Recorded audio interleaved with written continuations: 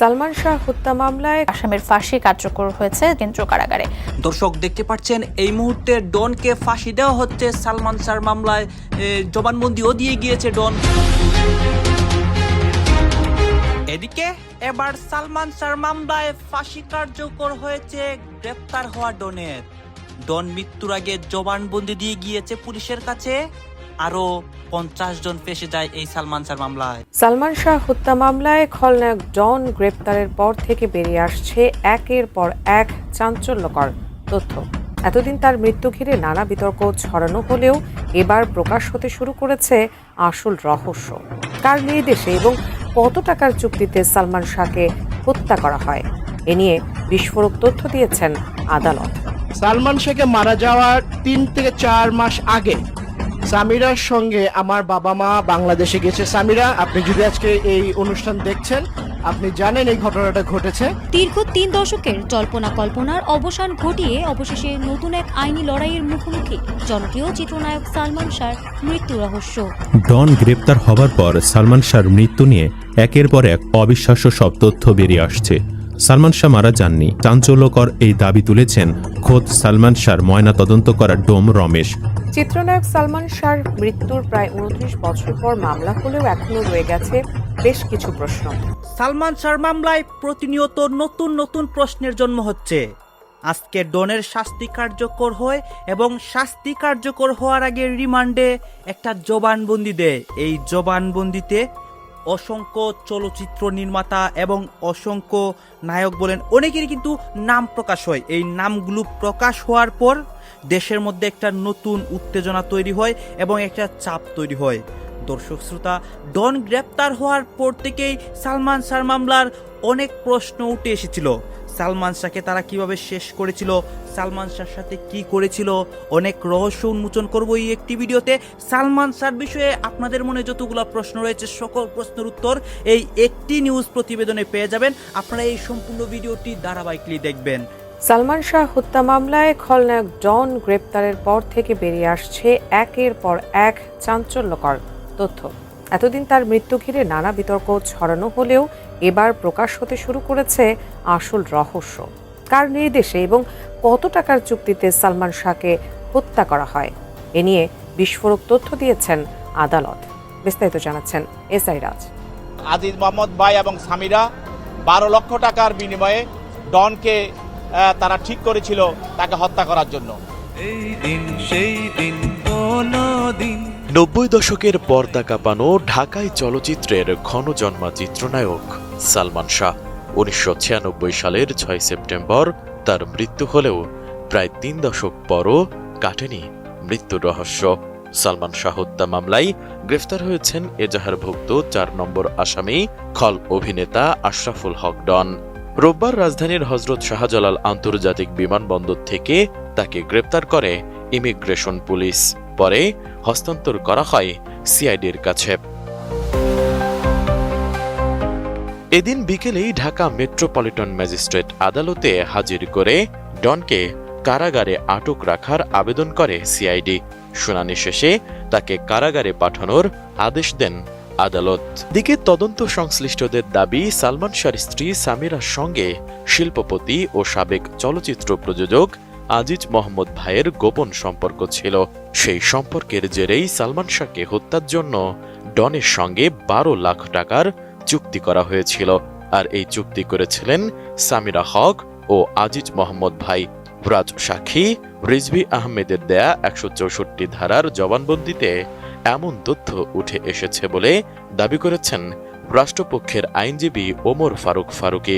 আজিজ মোহাম্মদ ভাই এবং সামিরা 12 লক্ষ টাকার বিনিময়ে ডনকে তারা ঠিক করেছিল তাকে হত্যা করার জন্য। এই 12 লক্ষ টাকার চুক্তিতে ডন, ফারুক, জাভেদ সহ আরও অন্যান্য আসামি, মোট 11 জন আসামি, তারা তাকে হত্যা করার পরিকল্পনা করে।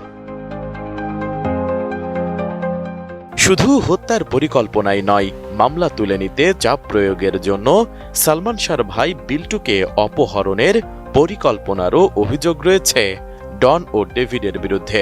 সেই পরিকল্পনা বাস্তবায়নের সময় 1997 সালের 19 জুলাই গ্রেপ্তার হন রিজভী আহমেদ।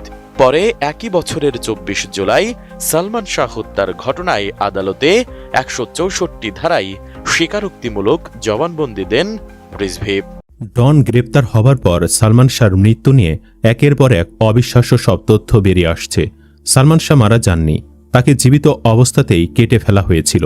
কথাটি শুনতে অবিশ্বাস্য মনে হলেও চাঞ্চল্যকর এই দাবি তুলেছেন খোদ সালমান শাহর ময়নাতদন্ত করা ডোম রমেশ।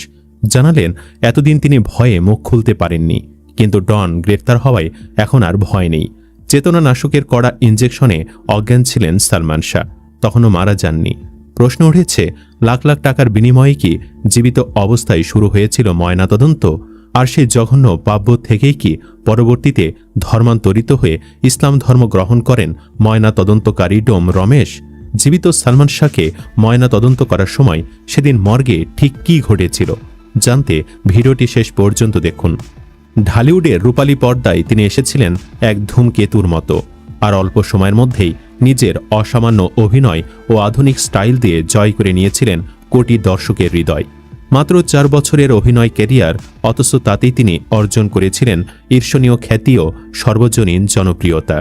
বলছি ঢাকাই সিনেমার ক্ষণজন্মা ও প্রাতঃস্মরণীয় নক্ষত্র চৌধুরী মোহাম্মদ শাহরিয়ার ইমন ওরফে সালমান শাহর কথা। ১৯৯৬ সালে ৬ সেপ্টেম্বর পুরো দেশকে এক অনিশ্চিত স্তব্ধতার মধ্যে ফেলে এবং ভক্তকুলকে গভীরভাবে শোকাহত করে না ফেরার দেশে চলে যান এই অমলিন নায়ক। মৃত্যুর এতগুলো বছর কেটে গেলেও ঢাকাই সিনেমার এই হার্টথ্রব নায়ক আজ অবধি দর্শক হৃদয়ে সমানভাবে জীবিত ও চিরসবুজ হয়ে আছেন। ১৯৯৬ সালের সে বিষাদময় সেপ্টেম্বরের কথা মনে করলে আজও ঢাকা মেডিকেল কলেজ হাসপাতালের ময়নাতদন্ত কক্ষে দায়িত্ব পালনকারী কর্মী রমেশ চন্দ্রের বুক কেঁপে ওঠে। চোখ বন্ধ করলেই রমেশের চোখের সামনে ভেসে ওঠে ঢাকা মেডিকেল কলেজ হাসপাতালের নিস্তব্ধ শীতল অন্ধকার মর্গের ঘরে নিথর হয়ে শুয়ে থাকা প্রিয় নায়ক সালমান শাহর মরদেহ। সেই কঠিন ও ট্র্যাজিক বাস্তবতা তখনকার সময়ে সাধারণ মানুষ তো বটেই, এমনকি খোদ মর্গের কর্মীদের জন্য বিশ্বাস করা কঠিন ছিল। হঠাৎ করে টেলিভিশনে বা মানুষের মুখে এমন দুঃসংবাদ শুনে কেউ ভাবতেই পারেননি যে বাংলা চলচ্চিত্রের ১ নম্বর নায়ক আর বেঁচে নেই। হাসপাতাল মর্গের তৎকালীন তরুণতম রমেশচন্দ্র নিজেও ছিলেন সালমান শাহর এক অন্ধ ও অনগত ভক্ত।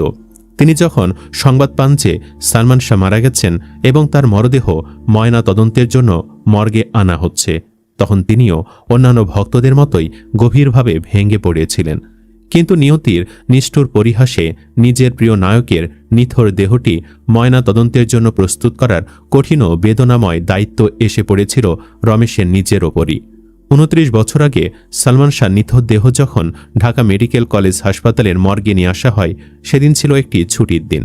থানা পুলিশ আইনি প্রক্রিয়া শেষ করে সালমান শাহর মরদেহ ময়না তদন্তের উদ্দেশ্যে মর্গে পৌঁছায়। সে সময় হাসপাতালের মর্গ প্রসঙ্গে তৈরি হয় এক অভূতপূর্ব ও শোকাকুল পরিবেশ। ঢাকা মেডিকেল কলেজ মর্গের চারপাশে তখন অবস্থান নিয়েছিল হাজার হাজার আকুল মানুষ। শোকে বিহ্বল সেই জনসমুদ্রের মধ্যে উপস্থিত ছিলেন তৎকালীন বাংলা চলচ্চিত্র ও বিনোদন জগতের প্রায় সমস্ত খ্যাতনামা নায়ক, নায়িকা, পরিচালক, প্রযোজক ও অন্যান্য কুশলীবৃন্দ। মর্গের সামনে দাঁড়িয়ে সবাই অঝরে কাঁদছিলেন তাদের প্রিয় নায়কের অকাল প্রস্থানের বেদনায়। পুরো দেশে যেন এক শোকের ছায়া নেমে এসেছিল এবং দেশের কোনো নাগরিকই তখনকার তুখোড় জনপ্রিয় নায়কের এই আকস্মিক ও অস্বাভাবিক প্রস্থানকে মেনে নিতে পারছিলেন না। প্রতিটি মানুষের মুখে তখন একটাই প্রশ্ন ছিল, কিভাবে এমন একজন সফল ও প্রাণবন্ত মানুষ হুট করে মারা যেতে পারেন? তৎকালীন সময়ে ঢাকা মেডিকেল কলেজ হাসপাতালের মর্গ ব্যবস্থা আজকের মতো এত আধুনিক, সুসজ্জিত ও উন্নত ছিল না। সেখানেই ছিল জরাজীর্ণ পুরনো একটি ব্যবস্থা। সে পুরনো ময়না তদন্ত কক্ষে সালমান শাহর মরদেহ আনা হলে দায়িত্বপ্রাপ্ত চিকিৎসকের নির্দেশ অনুযায়ী ময়না তদন্তের কাজ সম্পন্ন করতে শুরু করেন ডোম রমেশ চন্দ্র। রমেশ পরবর্তীতে এক সাক্ষাৎকারে আবেগ আপ্লুত হয়ে স্মৃতিচারণ করে বলেন যে ডাক্তারদের নির্দেশে ময়না তদন্ত সম্পন্ন করতে গিয়ে নিজের প্রিয় নায়কের বুকেই তাকে ধারালো ছুরি চালাতে হয়েছিল। একজন অন্ধ ভক্ত হয়ে প্রিয় তারকাকে এভাবে কাটাছেঁড়া করার মানসিক যন্ত্রণা তিনি সারা জীবনেও কাটিয়ে উঠতে পারেননি। ময়নাতদন্তের প্রচলিত নিয়মও ফরেনসিক চিকিৎসকের কঠোর নির্দেশনা অনুযায়ী দেহের অঙ্গ প্রত্যঙ্গ থেকে পরীক্ষা নিরীক্ষার জন্য নমুনা বের করা এবং পরবর্তীতে পুরো দেহ সেলাই করে আত্মীয় স্বজনের হাতে হস্তান্তর করার সমস্ত প্রক্রিয়া ডোম রমেশকেই সম্পন্ন করতে হয়েছিল। তবে ময়নাতদন্তের সেই সংকটময় মুহূর্তগুলোতে সালমান শাহ সত্যি মৃত ছিলেন নাকি তিনি তখনও কিছুটা জীবিত বা শ্বাস প্রশ্বাস নেওয়ার অবস্থায় ছিলেন, এমন এক স্পর্শকাতর বিষয়ে সাধারণ মানুষের কাছে বা গণমাধ্যমের সামনে মুখ খুলতে রাজি হননি ডোম রমেশ। সাংবাদিকরা এ বিষয়ে তাকে বারবার প্রশ্ন করলেও তিনি স্পষ্ট জানিয়ে দেন যে এই গোপন বা স্পর্শকাতর বিষয়ে যা বলার তিনি কেবল আদালতের কাঠগড়াতেই সাক্ষ্য হিসেবে বলবেন। ডোম রমেশ তার কর্মজীবনে দীর্ঘ ৩৫ বছর ঢাকা মেডিকেলে চাকরি করে অবসর গ্রহণ করেছেন। এই দীর্ঘ সময়ে তিনি হাজার হাজার মানুষের ময়না তদন্তের কাজ সম্পন্ন করেছেন এবং চিকিৎসকদের সহায়তা দিয়েছেন। সালমান শাহর শরীরে হাত দেওয়ার, তার দেহ কাটার এবং পরবর্তীতে তার সেলাই করার স্মৃতি রমেশের মন থেকে আজও বিন্দু মাত্র মুছে যায়নি। চাকরি থেকে অবসরে যাওয়ার পর দীর্ঘদিন এই ধরনের বিষাদময় স্মৃতি রমেশের মনে গভীরভাবে দাগ কেটেছিল। সারাদিনের কাটাছেড়া আর বিশেষ করে সালমান শাহর মরদেহে কাজ করার কঠিন স্মৃতিগুলো অবসরের পর তাকে প্রতিনিয়ত তাড়া করে বেড়াত। এই মানসিক যন্ত্রণা ও অনুশোচনা থেকে মুক্তি পেতে পরবর্তীতে তিনি নিজের সনাতন ধর্ম পরিবর্তন করে ইসলাম ধর্ম গ্রহণ করেন। ধর্মান্তরিত হওয়ার পর তার নাম রাখা হয় সেকেন্দার আলী বা সিকান্দার। বর্তমানে তিনি নিয়মিত সালাত আদায় ও ধর্মীয় নিয়ম কানুন মেনে চলে সেই করুণ স্মৃতিগুলোকে ভুলে থাকার চেষ্টা চালিয়ে যাচ্ছেন। 2018 সালেও যখন সালমান শাহর মৃত্যু রহস্য উদ্ঘাটনে আদালত পুলিশকে পুনরায় জিজ্ঞাসাবাদের অনুমতি দিয়েছিলেন, তখন সেই খবর শুনে মানসিকভাবে বেশ হতবাক হয়েছিলেন। কেসটা আদৌ চলছে, যদি লজ্জা থাকতো তাহলে এটা করতো। ভালো যে দিকে হবে সেই দিকে কাজ করার চিন্তা ভাবনা আছে। মানুষের গালাগালি আমাদের কাছে প্রাপ্য। 24 ঘন্টার মধ্যে সালমান শাহকে চিরতরে সরিয়ে দেওয়া বেঈমান ডনকে সর্বোচ্চ শাস্তিতে ঝোলাতে তারেক প্রশাসনকে একই আলটিমেটাম দিলেন মুভি লর্ড ডিপজল। দর্শক, দেশের চলচ্চিত্র অঙ্গন থেকে শুরু করে রাজনীতির একেবারে শীর্ষ অন্দরমহল সবখানেই আজ যেন এক গগন বিদারী এবং প্রলয়ঙ্করী হুঙ্কার। দীর্ঘ 30 বছরের জমাট বাঁধা অন্ধকার যখন কাটতে শুরু করেছে, যখন 90 দশকের অমর নায়ক সালমান শাহের বিদায়ের পেছনের অন্যতম মূল কারিগর এবং চরম বিশ্বাসঘাতক ডন আইনের শক্ত জালে চিরতরে আটকা পড়েছে, ঠিক তখনই যেন রাজনীতির মাঠে এবং বিনোদন পাড়ার বারুদে আগুন ধরিয়ে দিলেন ঢাকাই সিনেমার মুভি লর্ড খ্যাত দাপুটে অভিনেতা মনোয়ার হোসেন ডিপজল। একসময়ের সহকর্মী এবং চলচ্চিত্রের অত্যন্ত প্রভাবশালী এই মানুষটির একটি মাত্র আলটিমেটামে আজ পুরো দেশে রীতিমতো তোলপাড় এবং কাঁপুনি শুরু হয়ে গেছে। বেঈমান ডনকে আইনের সর্বোচ্চ এবং দৃষ্টান্তমূলক শাস্তির মুখোমুখি করতে সরাসরি বর্তমান সরকার প্রধান তারেক রহমানকে উদ্দেশ্য করে তিনি এমন এক চরম বার্তা বা আলটিমেটাম দিয়েছেন যা শুনে চক্রান্তকারীদের বুকের রক্ত হিম হয়ে যেতে বাধ্য। ডিপজল হঠাৎ কেন এত কড়া ভাষায় কথা বললেন? তার এই 24 ঘন্টার আলটিমেটামে ঠিক কি বলা হয়েছে? কেনই বা তিনি এই বয়সে এসে এতটা ক্ষুব্ধ হয়ে উঠলেন? চলুন আজকের এই অত্যন্ত দীর্ঘ, শ্বাসরুদ্ধকর এবং বিশেষ প্রতিবেদনে পুরো ঘটনার ভেতরের খবর একেবারে বিস্তারিতভাবে জেনে নিই। দীর্ঘ 30 বছরের পুঞ্জীভূত ক্ষোভের এক ভয়ঙ্কর বিস্ফোরণ। দর্শক, আপনারা নিশ্চয়ই জানেন 2026 সালের এই আগস্ট মাসটি যেন বাংলাদেশের বিনোদন জগতের ইতিহাসের মোড় চিরতরে ঘুরিয়ে দেওয়ার এক ঐতিহাসিক মাস। গত কয়েকদিন আগে দেশ ছেড়ে পালানোর সময় চরম নাটকীয়ভাবে টানা 6 ঘন্টার শ্বাসরুদ্ধকর অভিযানে হযরত শাহজালাল আন্তর্জাতিক বিমানবন্দর থেকে গোয়েন্দা ও পুলিশের হাতে নাতে গ্রেফতার হয় গাদ্দার ডন। আর এই খবর প্রকাশ্যে আসার পর থেকেই পুরো দেশের কোটি কোটি ভক্ত এবং চলচ্চিত্র পাড়ার মানুষের মনে এক নতুন আশার আলো জেগে ওঠে। সালমান শাহের গর্ভধারিণী মা নীলা চৌধুরী যখন ডনের চূড়ান্ত বিচার চেয়ে কান্নায় ভেঙে পড়েছেন, ঠিক সেই মুহূর্তে তার পাশে এসে পাহাড়ের মতো শক্ত হয়ে দাঁড়িয়েছেন অভিনেতা ডিপজল। চলচ্চিত্র পাড়ায় সবাই খুব ভালো করেই জানেন ডিপজল এমন একজন মানুষ যিনি মুখের ওপর সোজা কথা বলতে কখনোই ভয় পান না। তার এই সোজা কথার জন্যই তাকে সবাই সমীহ করে চলে। দর্শক, 90 দশকে যারা প্রেক্ষাগৃহে গিয়ে সিনেমা দেখেছেন তারা খুব ভালো করেই জানেন সালমান শাহ এবং ডিপজলের পর্দার সমীকরণ ঠিক কেমন ছিল। যদিও পর্দায় তারা একে অপরের প্রবল প্রতিদ্বন্দ্বী বা বিপরীত মেরুর মানুষ হিসেবেই বেশিরভাগ সময় অভিনয় করতেন, কিন্তু বাস্তব জীবনে তাদের সম্পর্ক ছিল একেবারে। আপনারা তো দেখলেন এখানে কি কথা হচ্ছে। এখানে দেখতে পাচ্ছি আমরা সালমান শাহর বিষয়ে কথা হয় এবং সালমান শাহর মামলা নিয়ে অসংখ্য তথ্য দিয়ে ছড়িয়েছে এবং ডন গ্রেপ্তার হওয়ার পর যেই নিউজগুলো সামনে এসেছে এই বিষয়গুলো দেখে এবং সালমান শাহর মামলা নিয়ে আপনার মন্তব্য কি? আপনার গুরুত্বপূর্ণ মন্তব্য অবশ্যই আপনারা আমাদের কমেন্ট বক্সে লিখে যাবেন। সর্বশেষে আপনাদের কাছে আমাদের একটা ছোট রিকোয়েস্ট থাকবে, আপনারা আমাদের চ্যানেলে নতুন দর্শক হয়ে থাকলে চ্যানেলটি সাবস্ক্রাইব করবেন এবং পাশে থাকা বেল বাটনটি বাজাবেন যাতে করে নেক্সট ভিডিওটা সবার আগে আপনাদের কাছে পৌঁছে যায়। ধন্যবাদ।